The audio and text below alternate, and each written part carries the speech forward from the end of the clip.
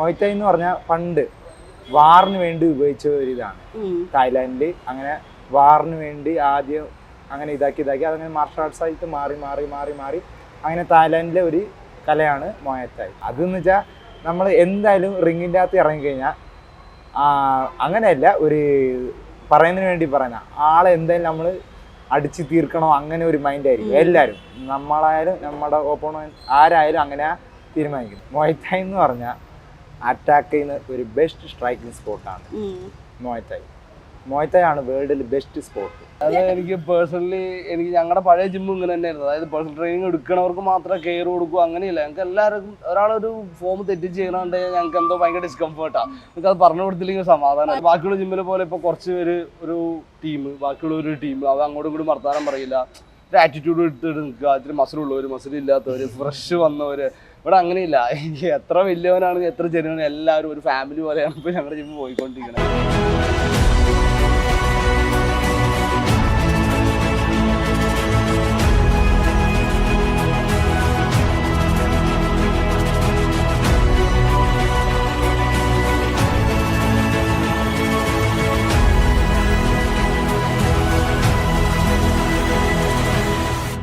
Hi everyone, welcome to Mapstic Media. അപ്പോൾ ഇന്ന് നമ്മുടെ ഒപ്പം ഉള്ളത് മുവാത്തായ് വാരിയറായ വിജിത് മാസ്റ്ററാണ്. Welcome to Mapstic Media. എന്തൊക്കെയുണ്ട് വിശേഷം? അപ്പോൾ എനിക്ക് ആദ്യമായിട്ട് ചോദിക്കാനുള്ളത്, എന്താണ് ഈ മുവാത്തായ്? ഞാൻ ഇങ്ങനെ കേട്ടിട്ടുണ്ട്, പക്ഷെ പലതും കാണുമ്പോൾ എല്ലാം എനിക്ക് ഒരേപോലെ ആയി തോന്നുന്നത്. അപ്പോൾ എന്താണ് ഈ മുവാത്തായ്? മൊയ്ത്തായ് എന്ന് പറയുന്ന ഒരു ഫൈറ്റാണ്, ഒരു അറ്റാക്കിങ്, ഒരു ഈ കരാറ്റ, പിന്നെ ജൂഡോ, റെസ്ലിങ്, അങ്ങനെ വരുന്ന ഒരു ഇതാണ് ഒരു മൊയ്ത്തായ് എന്ന് പറയുന്ന ഒരു ഇത്. മൊയ്ത്തായ് എന്ന് പറഞ്ഞാൽ ഈ എൽബോസും നീസും അങ്ങനെ വെച്ച് അറ്റാക്ക് ചെയ്യുന്ന ഒരു ഇതാണ്. അത് മാത്രമല്ല പഞ്ചസും അങ്ങനെ ആഡ് ചെയ്തിട്ട് എല്ലാം ചെയ്യുന്നതാണ്. പിന്നെ മൊയ്ത്തായ് എന്ന് പറഞ്ഞാൽ മൊയ്ബോറോൺ അങ്ങനെ ഒരു സെപ്പറേറ്റ് ഒരു ഇതൊക്കെ ഉണ്ട്. പിന്നെ മൊയ്ത്തായ് എന്ന് പറഞ്ഞാൽ പണ്ട് വാറിന് വേണ്ടി ഉപയോഗിച്ച ഒരു ഇതാണ്. തായ്ലാൻഡിൽ അങ്ങനെ വാറിന് വേണ്ടി ആദ്യം അങ്ങനെ ഇതാക്കി അതങ്ങനെ മാർഷൽ ആർട്സ് ആയിട്ട് മാറി അങ്ങനെ തായ്ലാൻഡിലെ ഒരു കലയാണ് മൊയ്ത്തായ്.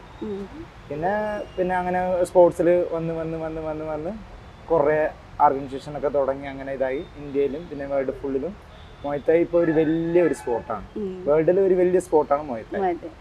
അപ്പോൾ ഇപ്പോൾ മാസ്റ്റർ മൊയ്ത്തായില് എങ്ങനെ വന്നു, ലൈക്ക് എങ്ങനെയാണ് ഡിസിഷൻ എടുത്തത്? ഞാൻ മൊയ്ത്തായിൽ ആദ്യമായിട്ട് വന്നില്ല. ഞാൻ ആദ്യം കരാറ്റയിലും ഇങ്ങനെ ടേക്വോണ്ടോ ഇങ്ങനെ പഠിച്ച. പിന്നെ എൻ്റെ അച്ഛൻ ഫാദർ കരാറ്റയിൽ ഉണ്ടായിരുന്നു. പിന്നെ കുറേ കാലം മുമ്പ് അച്ഛൻ ഇങ്ങനെ ക്ലാസ് എടുക്കുന്നതൊക്കെ ഉണ്ടായിരുന്നു. അപ്പോൾ അങ്ങനെ കരാറ്റയിൽ അങ്ങനെ ബേസ് ചെയ്ത് വന്നതാണ്. പിന്നെ അത് കഴിഞ്ഞിട്ട് കുറച്ച് കാലം കഴിഞ്ഞിട്ട് ബോക്സിങ്ങിന് തുടങ്ങിയതാണ്. ബോക്സിങ് തുടങ്ങി പയ്യെ സ്റ്റാർട്ട് ചെയ്ത് പിന്നെ അങ്ങനെ കിക്ക് ബോക്സിങ്ങിലോട്ട് മാറി പിന്നെ മൊയ്ത്തായ് വന്നതാണ്. അങ്ങനെയാണ് മൊയ്ത്തായിലോട്ട് ഞാൻ വന്നത്. പിന്നെ മൊയ്ത്തായിൽ ഞാൻ വന്നു കഴിഞ്ഞിട്ട് എനിക്ക് നല്ല ഇഷ്ടപ്പെട്ടു മൊയ്ത്തായ്.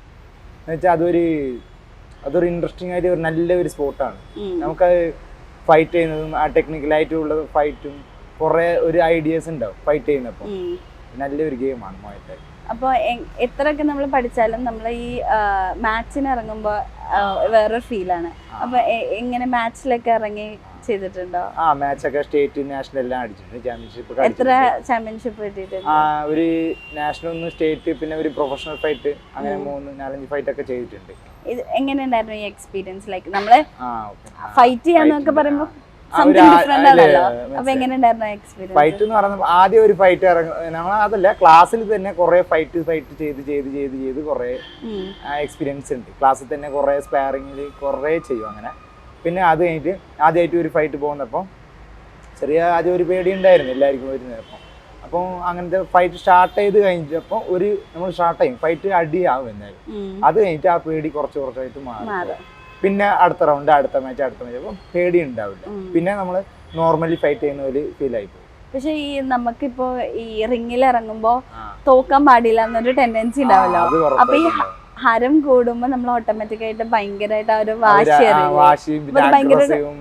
അപ്പൊ ഭയങ്കര ഡേഞ്ചറസ് അല്ലേ? അത് ഡേഞ്ചറസ് ആണ്. അതെന്ന് വെച്ചാൽ നമ്മൾ എന്തായാലും റിങ്ങിന്റെ അകത്ത് ഇറങ്ങിക്കഴിഞ്ഞാൽ അങ്ങനെയല്ല, ഒരു പറയുന്നതിന് വേണ്ടി പറയുന്ന ആളെ എന്തായാലും നമ്മൾ അടിച്ച് തീർക്കണോ അങ്ങനെ ഒരു മൈൻഡായിരിക്കും എല്ലാവരും. നമ്മളായാലും നമ്മുടെ ഓപ്പോണന്റ് ആരായാലും അങ്ങനെ തീരുമാനിക്കും. റിങ്ങിൻ്റെ അകത്ത് ഉള്ള ചത്തവരുണ്ട്, അങ്ങനെ പറ്റാത്ത അങ്ങനെയുണ്ട്. അപ്പൊ ഇത്രയും റിസ്ക് എലമെന്റ് ഉണ്ടായിട്ട് എന്തുകൊണ്ട് ഇങ്ങനെ മുഖത്തേക്ക് ഇറങ്ങണം എന്നൊരു തീരുമാനം എടുത്ത്? പേടിയൊന്നും ഉണ്ടായിരുന്നില്ല? അല്ല, പേടി എന്ന് പറഞ്ഞാൽ ചെറുപ്പം തൊട്ട് ഇങ്ങനെ മാർഷൽ ആർട്സ് ഉള്ളതുകൊണ്ട് അങ്ങനത്തെ ഫൈറ്റിന്റെ പേടിയൊന്നുമില്ല, ഉണ്ടായിരുന്നില്ല. ഫൈറ്റ് സാധാരണ ചെയ്യുന്ന ഒരു ഇതാണ്, കുഴപ്പമില്ല, ഫൈറ്റ് അല്ല എന്നൊരു ഇതാണ്. അപ്പോൾ അങ്ങനെ ബേസിൽ പോകണം. ഇതുവരെ ഇറങ്ങിയ മാച്ചിൽ ഏറ്റവും ഡിഫിക്കൽട്ടായി തോന്നിയ ഒരു മൊമെന്റ് അങ്ങനെ എന്തെങ്കിലും ഉണ്ടായിട്ടുണ്ടോ? ഉണ്ടായിരുന്നു. ഒരു ബ്രോ ഫൈറ്റിന് ഇറങ്ങിയപ്പോൾ ഒരു മാച്ച് ചെയ്യുന്നപ്പോൾ ഷോൾഡറിന് ചെറിയൊരു പ്രശ്നം വന്നതാണ്. ചെയ്തുകൊണ്ടേ ഇരിക്കുന്നപ്പോൾ നല്ല വേദന വന്ന്, പിന്നെ ഷോൾഡർ ചെറിയ ടക്ക് ടക്ക് ടക്ക് ടക്ക് അങ്ങനെയൊക്കെ ഒരു വേദന വന്ന്. പിന്നെ അത് കഴിഞ്ഞിട്ട് മാച്ച് ചെയ്യാൻ പറ്റില്ല, എന്നാലും ഒരു നല്ല കോൺഫിഡൻസ് ആയിട്ട് നല്ല രീതിയിൽ ചെയ്ത് 3 റൗണ്ട് നല്ല രീതിയിൽ ചെയ്തു നിന്നു. ഇപ്പൊ ഇഞ്ചുറി ഒക്കെ പറ്റുമ്പോ ഭയങ്കരമായിട്ട് ഇഞ്ചുറി ഒക്കെ കുറേ പറ്റും. ഹാൻഡിലും ഷോൾഡർ എല്ലാത്തിനും ഇഞ്ചുറീസ് ഉണ്ടാവും. അത് റിക്കവറി ചെയ്യണം, പിന്നെ കുറച്ച് സമയം എടുക്കും. അത് കഴിഞ്ഞിട്ട് പിന്നെയും മാച്ച് ഇറങ്ങും. ഇപ്പൊ ഈ മുവാത്തായില് ഇപ്പൊ ചാമ്പ്യൻഷിപ്പ് ഇപ്പൊ നമ്മള് കരാട്ടയില് ചാമ്പ്യൻഷിപ്പ് കിട്ടുമ്പോ അല്ലെങ്കിൽ നമുക്ക് ബെൽറ്റ് ആയിരിക്കും നമ്മൾ ഓരോ ലെവല് മുന്നോട്ട് പോകുമ്പോൾ. ഈ മുവാത്തായില് എങ്ങനെ അത്? മുവാത്തായില് ബെൽറ്റ് ഉണ്ടാവും. ബെൽറ്റ് എന്ന് പറഞ്ഞാൽ വോയ്ഗറോ എന്ന് പറഞ്ഞ ഇതുണ്ട്, മൊയ്ബോറോൺ അങ്ങനെ ബെൽറ്റാണ്, ഗ്രേഡിന്റെ ബെൽറ്റാണ്. അതുമല്ലാണ്ട് നമ്മൾ മാച്ചിന് നോർമലി സ്റ്റേറ്റ്, ഡിസ്ട്രിക്ട്, നാഷണൽ അങ്ങനെയൊക്കെ മാച്ച് ഇറങ്ങുന്നപ്പോൾ മെഡലിലാണ് തരുന്നത്. പിന്നെ പ്രൊഫഷണലി ഇങ്ങനെ മാച്ച് ചെയ്യുന്നപ്പോൾ ഒരു ബെൽറ്റ് ഉണ്ടാവും, ബെൽറ്റ് മാച്ച് ആയിരിക്കും. ബെൽറ്റ് എന്ന് പറഞ്ഞാൽ മറ്റേ ഈ WWE പിന്നെ അങ്ങനത്തെ MMA, UFC അങ്ങനെ ഉണ്ടാവില്ല, അതുപോലെ ബെൽറ്റ് ആയിരിക്കും. ഈ നമ്മുടെ ഇന്ത്യയില് സ്പോർട്സിന് ഭയങ്കര ഇപ്പൊ ക്രിക്കറ്റ് ഒക്കെ ആണെങ്കിലും ഫുട്ബോൾ ആണെങ്കിലും എല്ലാവർക്കും അറിയാം. പക്ഷെ ഇങ്ങനത്തെ മുവാത്തായി ഒക്കെ എന്ന് പറഞ്ഞാൽ ആൾക്കാർക്ക് ഫെമിലിയർ അല്ല. അപ്പൊ അത് വേണ്ട റെക്കഗ്നേഷൻ കിട്ടുന്നില്ല എന്ന് തോന്നിയിട്ടുണ്ടോ? അല്ല, എന്ന് വെച്ചാൽ ഇന്ത്യയിൽ സ്പോർട്സ് തന്നെ എന്ന് പറഞ്ഞാൽ ഇന്ത്യയിൽ നമ്മള് ക്രിക്കറ്റും ഇങ്ങനെ ഫുട്ബോളും ഇങ്ങനത്തെ ഒരു പിന്നെ സിനിമ ഇതിൽ മാത്രമാണ് എല്ലാവരും ഫോക്കസ് ചെയ്ത് നോക്കുന്നത്. സ്പോർട്സ് എന്ന് പറഞ്ഞാൽ ആരും സെപ്പറേറ്റ് നോക്കൂല. എന്ന് വെച്ചാൽ അവർക്ക് ഒരു നോക്കാനും ഒരു ഐഡിയ ഇൻട്രസ്റ്റ് ഉണ്ടാവില്ല. ഇത് രണ്ടും മാത്രാന്നുള്ളൊരു ചിന്തയാണ്. സ്പോർട്സ് എന്ന് പറഞ്ഞാൽ ക്രിക്കറ്റും ഫുട്ബോളും മാത്രമാണ്. പിന്നെ കബഡി, ഇങ്ങനത്തെ കബഡി ഒരു നല്ല സ്പോർട്ടാണ്, അങ്ങനെ എല്ലാം നല്ല സ്പോർട്ടാണ്. പക്ഷെ വേറെ സ്പോർട്ടിനെ പറ്റി അവർക്ക് അറിയുന്നില്ല. പിന്നെ മാർഷൽ ആർട്സിനെ പറ്റി അവർക്ക് അറിയുന്നില്ല. മാർഷൽ ആർട്സ് എന്ന് പറഞ്ഞാൽ പണ്ട് ഈ WWE അങ്ങനത്തെ ഒരു ഫൈറ്റും പറഞ്ഞു വെച്ചിട്ട് ഫൈറ്റ് അങ്ങനെയാണ് ആൾക്കാർ വിചാരിക്കുന്നത്. പക്ഷെ ഇപ്പം കുഴപ്പമില്ല, ഏകദേശം ബോക്സിങ് അതിനെപ്പറ്റിയൊക്കെ അറിയുന്നുണ്ട്. പിന്നെ സിനിമയിലൊക്കെ വരുന്നപ്പോൾ എല്ലാവരും ഓക്കെ ആയി, നല്ലൊരു മാർഷൽ ആർട്സിനെ പറ്റി എല്ലാവരും അറിയുന്നുണ്ട്. പിന്നെ സിനിമയുടെ കാര്യം പറഞ്ഞപ്പോഴാണ് വേറൊരു കാര്യം എന്നത്, വിജിത് മാസ്റ്ററിന് സിനിമ എന്ന് പറയുന്ന ഒരു ആഗ്രഹം കൂടി ഇല്ലേ? അതെങ്ങനെയാണ് ഒരു സിനിമ എന്ന് പറഞ്ഞൊരു ആഗ്രഹം? സിനിമയില് ആഗ്രഹം ഉണ്ട്, എല്ലാവർക്കും ഒരു ഉള്ള പോലെയാണ്. സിനിമയിൽ ഒരു സ്റ്റണ്ടൊക്കെ ചെയ്ത് അങ്ങനെ ചെയ്യാനൊരു ഐഡിയ ഉണ്ടായിരുന്നു. സ്റ്റണ്ട് ചെയ്യാനാണ് ആഗ്രഹം? സ്റ്റണ്ട് അങ്ങനെ കാര്യങ്ങളൊക്കെ ചെയ്യാൻ ഐഡിയ ഉണ്ട്. പിന്നെ ചെയ്തിട്ടുണ്ട് ചെറിയ ചെറിയ പടങ്ങൾ, ഷോർട്ട് ഫിലിം, പിന്നെ ചെറിയ ഇപ്പം വരുന്ന കുറെ ഫിലിമിലൊക്കെ ഉണ്ട്. ഏതൊക്കെ ഫിലിമിലാണുള്ളത്? കുഴപ്പമില്ല. അത് ഇപ്പൊ ഞാൻ പിന്നെ ഒരു കാര്യം കേട്ടതാണ്, നമ്മള് ഇപ്പൊ ബോക്സിംഗ് ആയിട്ട് ഒരു പടം ഇറങ്ങാൻ പോവാണ് ആലപ്പുഴ ജിംഖാന, അതിലൊരു ചാൻസ് വന്നിരുന്നു എന്നൊക്കെ കേട്ടായിരുന്നു. അത് വന്നായിരുന്നു, എന്നാലും ഞങ്ങൾക്ക് വേറെ വർക്കും കാര്യങ്ങളുള്ളതുകൊണ്ട് പിന്നെ അതിൽ ഫോക്കസ് ചെയ്തില്ല. അപ്പൊ എന്തുകൊണ്ടാണ് സിനിമ എന്ന് പറഞ്ഞൊരു ആഗ്രഹത്തിലോട്ട് വരുന്നത്? എന്ന് വെച്ചാൽ നമ്മള് മാർഷൽ ആർട്സ് ചെയ്യുന്നുണ്ട്, എന്നാലും സിനിമ എന്ന് പറഞ്ഞ ഒരു വേറെ ഇതല്ല. സ്ക്രീനിൽ വലിയ സ്ക്രീനിലും നമ്മുടെ ഫേസും നമ്മളെ എല്ലാരും ചെയ്യുന്നുണ്ട്, അങ്ങനെ ഒരു ഇതാണ്. അപ്പൊ നമ്മൾ ചെയ്ത മാർഷൽ ആർട്സ് അപ്പൊ അവിടെയും നമ്മൾ എല്ലാരും നോക്കുന്നുണ്ട്. ഈ സ്പോർട്സിനെ പറ്റി എല്ലാവർക്കും അറിയുന്നുണ്ട്. ഇത് ആരാണ്, ബോക്സറാണ്, മൊയ്തായ് സ്പോർട്സിലുള്ളവരാണ്. അപ്പൊ അങ്ങനെ എല്ലാവർക്കും അറിയും. അപ്പൊ അത് അങ്ങനെ നോക്കുന്നപ്പം ഓക്കെ നമുക്ക് സിനിമയിൽ അഭിനയിക്കണം, അങ്ങനെ ഒരു ഇഷ്ടം ഉണ്ടായിരുന്നു. ഇപ്പൊ ഈ അടുത്ത കാലത്ത് ഇപ്പൊ ആലപ്പുഴ ജിംഖാന, അതല്ലാണ്ട് ഇതിനു മുന്നേ ദാവീദൊക്കെ ഇറങ്ങിയത് ഇതേപോലെ മാർഷൽ ആർട്സ് റിലേറ്റഡ് ആയിട്ടുള്ള സ്പോർട്സ് ആണ്. അപ്പൊ അങ്ങനത്തെ മൂവീസ് ഇനിയും കൂടെ വന്നാൽ ആൾക്കാർക്ക് ഇനിയും ഇതിനെ പറ്റി അറിയാനും പറ്റും, അല്ലെങ്കിൽ ഈ സ്പോർട്സിലുള്ള ആൾക്കാർക്ക് അവസരങ്ങൾ കിട്ടുമെന്ന് തോന്നുന്നുണ്ടോ? അല്ല, എന്നാൽ ഇപ്പം തന്നെ കുറെ പേർക്ക് എല്ലാവർക്കും അറിഞ്ഞു. ബോക്സിംഗ് എന്ന് പറഞ്ഞാൽ പണ്ട് തൊട്ട് ഇപ്പൊ എല്ലാവർക്കും അറിയാം. ബോക്സിംഗ് എന്ന് പറഞ്ഞാൽ ആരെ ചോദിച്ചാൽ ബോക്സിംഗ് ആണ് അറിയാം. പക്ഷെ മൊയ്തായ് പിന്നെ MMA ഇതൊക്കെ അറിയും, എല്ലാവർക്കും അറിയാം. എന്നാലും ഒത്തിരി പേർക്ക് അത് കേട്ടിട്ടുണ്ട്, എവിടെയോ കേട്ടിട്ടുണ്ട്, അങ്ങനെ ഒരു പറയുന്നത്. ബോക്സിംഗ് മാത്രമായിട്ടാണ് ഇപ്പൊ എല്ലാവർക്കും അറിയുന്നത്. സിനിമയിലും എല്ലാത്തിലും കാര്യമാണ്. പിന്നെ അല്ലാണ്ട് കിക്ക് ബോക്സിംഗ് അങ്ങനെ. പിന്നെ MMA ബേസിൽ കുറെ സിനിമകളൊക്കെ വരുന്നുണ്ട് ഇപ്പം. അങ്ങനെ വരുന്നുണ്ട്. പിന്നെ ഫ്യൂച്ചറിൽ MMA പിന്നെ മൊയ്ത്തായ് ഇതൊക്കെ ഒരു നല്ല വലിയ സ്പോർട്ടാവും. ഓക്കെ. അപ്പൊ ഇപ്പൊ കറന്റ്ലി എങ്ങനെ ചാമ്പ്യൻഷിപ്പിനൊക്കെ പോകുന്നുണ്ടോ? കറന്റ്ലി ഇപ്പം ചാമ്പ്യൻഷിപ്പ് ഇറങ്ങണമൊക്കെ ഐഡിയ ഉണ്ട്. അപ്പം ട്രെയിൻ ചെയ്യണം. ഇപ്പൊ ഇത്തിരി വർക്കും കാര്യങ്ങളും ഉള്ളതുകൊണ്ട് ഫോക്കസ് ചെയ്യാൻ പറ്റുന്നില്ല. വർക്ക് ജിമ്മില് ട്രെയിനറായിട്ടും പിന്നെ പുറത്ത് നമുക്ക് സെപ്പറേറ്റ് കട ഉണ്ട്. അപ്പം ഫാദറിനെ ഹെൽപ്പ് ചെയ്തിട്ട് അങ്ങനെ നിൽക്കുന്നതാണ്. ലൈക് ജിം ട്രെയിനിങ് കൊടുക്കുന്ന ആളായിട്ടാണോ നിൽക്കുന്നത്? അപ്പൊ എങ്ങനെയാണ് അതിന്റെ കാര്യങ്ങളൊക്കെ എന്നൊന്ന് പറയാവോ? ജിം ട്രെയിനർ ജിം എന്ന് പറയുന്നത് മൊയ്ത്തായ് ആണ്. ബോക്സിങ് മൊയ്ത്തായ് കിക്ക് ബോക്സിങ് മൂന്നും കൂടി ആഴ്ചയിൽ 3 ദിവസം ചെയ്യുന്നുണ്ട്. പേഴ്സണലായിട്ടും കൊടുക്കും. പേഴ്സണൽ ട്രെയിനറും എല്ലാം കൂടി ചെയ്യിപ്പിക്കുന്നുണ്ട്. അപ്പം ആഴ്ചയിൽ 3 ദിവസം ഇങ്ങനെ സെക്ഷൻ ആയിട്ട് എല്ലാവർക്കും എടുക്കുന്നുണ്ട്. അതുകൊണ്ട് PT സെപ്പറേറ്റ് എടുക്കുന്നുണ്ട്. ഇപ്പൊ മാസ്റ്ററിന്റെ ഒരു ക്ലാസ് വേണമെന്നാണെങ്കിൽ എങ്ങനെ മാസ്റ്ററിനെ കോണ്ടാക്ട് ചെയ്ത് നമുക്ക് ചെയ്യാൻ പറ്റുമോ? പിന്നെ ഉറപ്പായിട്ട് ചെയ്യാൻ പറ്റും. അപ്പൊ ക്ലാസ് എവിടെയാണ് എടുക്കുന്നത്? ക്ലാസ് വരുന്നത് കൊച്ചിയിൽ കളമശ്ശേരി എന്ന് പറയും. ആലുവ കമ്പനിപ്പടിന്റെ അടുത്ത് കൊച്ചി പോകുന്ന വഴിക്ക് കളമശ്ശേരി മറ്റേ HMT ജംഗ്ഷനിലാണ് ക്ലാസ് വരുന്നത്. അപ്പോൾ അവിടെയാണ് ക്ലാസ്. HMT ജംഗ്ഷനിൽ മേളിലാണ് ക്ലാസ്. ലൈക് ജിമ്മിലാണോ അതോ? ഇതെന്ന് പറഞ്ഞാൽ ഒരു ഫിറ്റ്നസിന്റെ ജിമ്മും പിന്നെ മാർഷൽ ആർട്സും കൂടിയിട്ടാണ്. ഇവിടുത്തെ ശ്രീജിത്ത് ചേട്ടൻ ഉണ്ട്, അവരാണ് ഹെഡ് കോച്ച്. പിന്നെ മുരളി ചേട്ടനാണ് കോച്ച്. ഇങ്ങനെ എല്ലാവരും ഉണ്ട്. പിന്നെ ആബേസിലാനും ഇവിടുത്തെ ഒരു കോച്ചാണ്. ഇതല്ലാണ്ട് പേഴ്സണലി ആയിട്ടും പോയി പഠിപ്പിച്ചു? പേഴ്സണലായിട്ടും ചെയ്യിപ്പിക്കുന്നുണ്ട്. അപ്പൊ ഇങ്ങനെ ആർക്കെങ്കിലും ക്ലാസ് ജോയിൻ ചെയ്യണം എന്നുണ്ടെങ്കിൽ ഇവിടെ വരാം, അല്ലെങ്കിൽ മാസ്റ്ററിനെ വിളിച്ചാൽ മതി. മാസ്റ്റർ പേഴ്സണലി നമുക്ക് ട്രെയിൻ ചെയ്യിപ്പിക്കാം അല്ലേ? അപ്പോൾ ഒരാളുടെ ലൈഫിൽ ഡിഫൻസ് എന്ന് പറയുന്നത് ഒരു എന്താ പറയുക, ഒരു കഴിവ് തന്നെയാണ്. എല്ലാവർക്കും അത് പറ്റിയെന്ന് വരില്ല. അപ്പൊ ഇപ്പോഴത്തെ ഒരു കാലത്ത് ഒരാളുടെ ലൈഫിൽ ആ ഡിഫൻസിന് എത്രത്തോളം ഇമ്പോർട്ടൻസ് ഉണ്ട്? മാർഷൽ ആർട്സ് എന്ന് പറഞ്ഞു, മാർഷൽ ആർട്സ് മാത്രമല്ല, ഇപ്പോൾ എല്ലാവരും മൊബൈല് പിന്നെ TV സിനിമ ഇതിൽ മാത്രം ഫോക്കസ് ചെയ്ത് പോകുന്നത്. പിന്നെ ഫുഡും മര്യാദക്ക് അത്രയും ഒരു നോർമൽ ലൈഫിൽ പോലെ ഇപ്പോൾ ഒന്നുമില്ല ആൾക്കാരല്ലേ. എല്ലാവരും വർക്ക് ചെയ്യുന്നു, ഫുഡ് കഴിക്കുന്നു, മൊബൈൽ യൂസ് ചെയ്യുന്നു, പോകുന്നു. അത് മാത്രമാണ് ഫുള്ളും എല്ലാ ദിവസവും ചെയ്യുന്നത്. അങ്ങനെ ഉണ്ടെങ്കിൽ നമുക്ക് ശരീരം കുറേ പ്രശ്നങ്ങൾ വരും. അങ്ങനെ അല്ലാണ്ട് ഏത് വർക്ക് എന്ത് ടെൻഷൻ ഉണ്ടായാലും ഫിറ്റ്നസ്സിലോട്ട് ഫോക്കസ് ചെയ്യണം. നമുക്ക് ഒരു സ്ട്രെസ്സും എല്ലാം റിലീഫാവും. നമ്മൾ മാർഷൽ ആർട്സ് മാത്രമല്ലാണ്ട് ജിമ്മിലും ഏത് ട്രെയിനിങ് ചെയ്താലും നമ്മൾ ക്ലീനായിട്ട് പ്രോപ്പറായിട്ട് എല്ലാ ദിവസവും മുടങ്ങാണ്ട് വന്ന് ക്ലാസ് ചെയ്യുക. ഒരു 1 hour ആയാലും 2 hours ആയാലും നിർത്താണ്ട് നീറ്റായിട്ട് ക്ലാസ് അറ്റൻഡ് ചെയ്യുക, പോവുക. അങ്ങനെ ബേസ് ചെയ്താൽ നമുക്ക് ലൈഫ് സ്മൂത്ത് ആയിട്ട് പോകാൻ പറ്റും. ഡിസിപ്ലിൻ ആയിട്ട് പോകാൻ പറ്റും.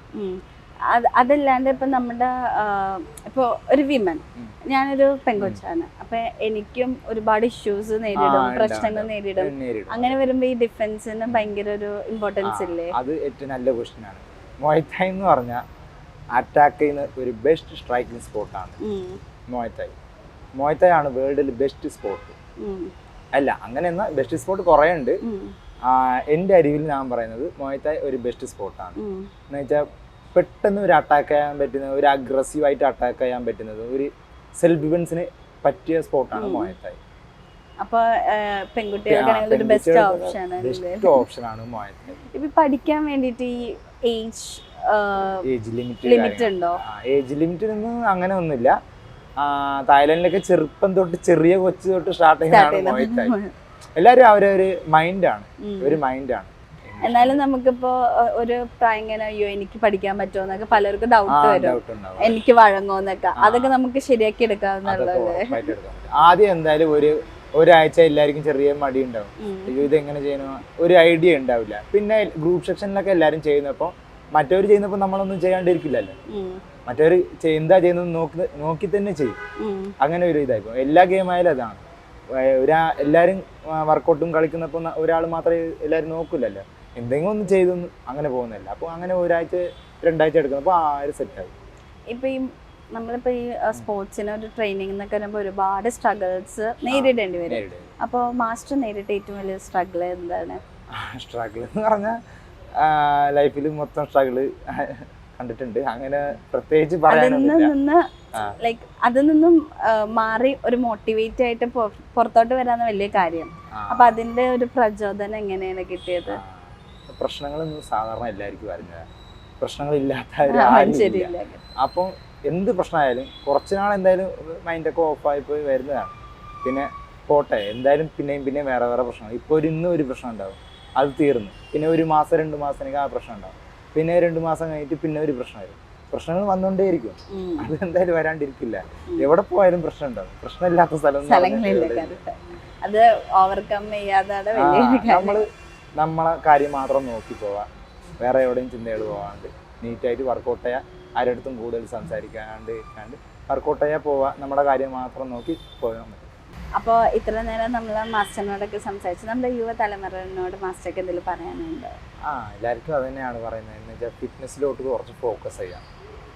എന്ന് വെച്ചാൽ ഫിറ്റ്നസ്സിലോട്ട് ഫോക്കസ് ചെയ്ത് പഠിക്കുന്നതും ഫിറ്റ്നസ്സിലോട്ടും മാർഷൽ ആർട്സിലോട്ടും ഇങ്ങനെ ഫോക്കസ് ചെയ്ത് കുറച്ച് പോവാം. എന്ന് വെച്ചാൽ എല്ലാ അമേരിക്ക, തായ്ലാൻഡും പിന്നെ എല്ലാ സ്ഥലത്തിലും മാർഷൽ ആർട്സ് MMA ബേസിലും മുയ് തായ്, സ്ട്രൈക്കിങ്ങിലും ബോക്സിങ്ങിലും എല്ലാവരും നല്ലൊരു മേളിലുണ്ട്.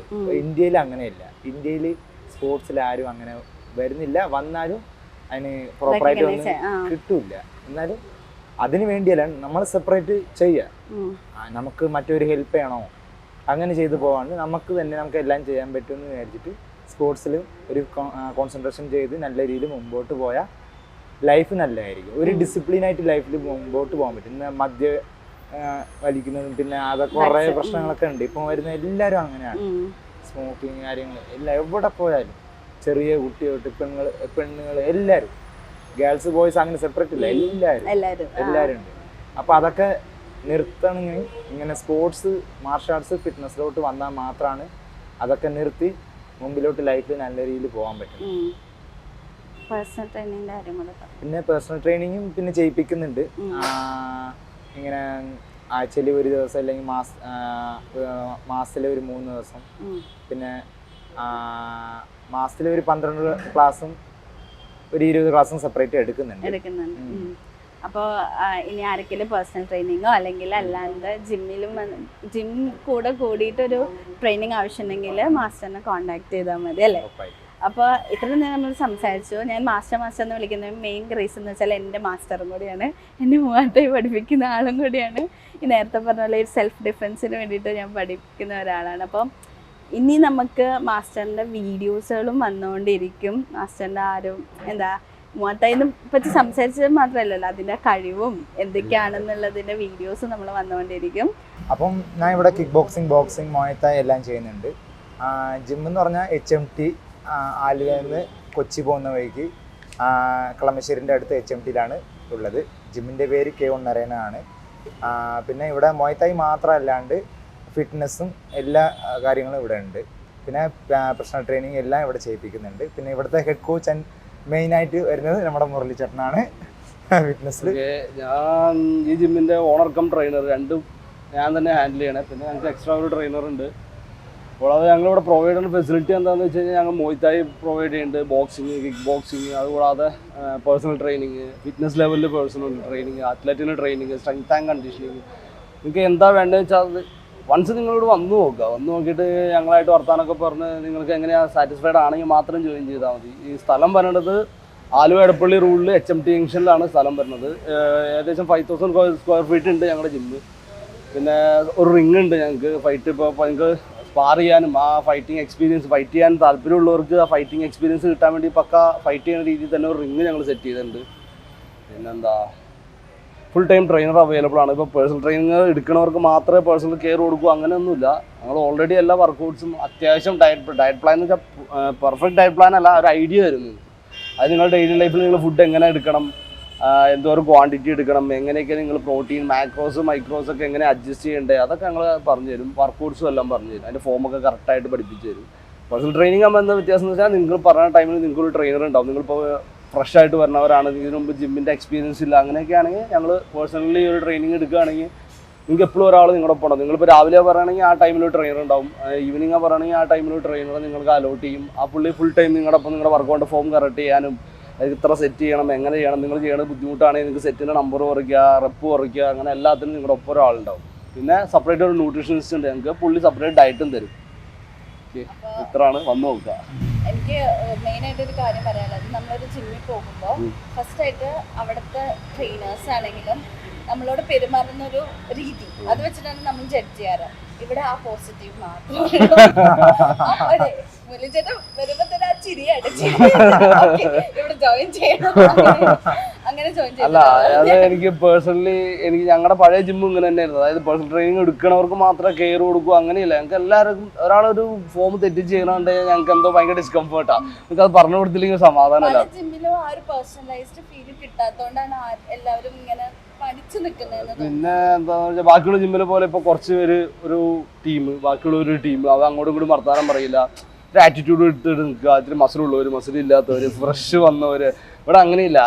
എത്ര വലിയവനാണെങ്കിൽ എത്ര ചെറിയവനും എല്ലാവരും ഒരു ഫാമിലി പോലെയാണ് ഇപ്പോൾ ഞങ്ങളുടെ ജിമ്മ് പോയിക്കൊണ്ടിരിക്കുന്നത്.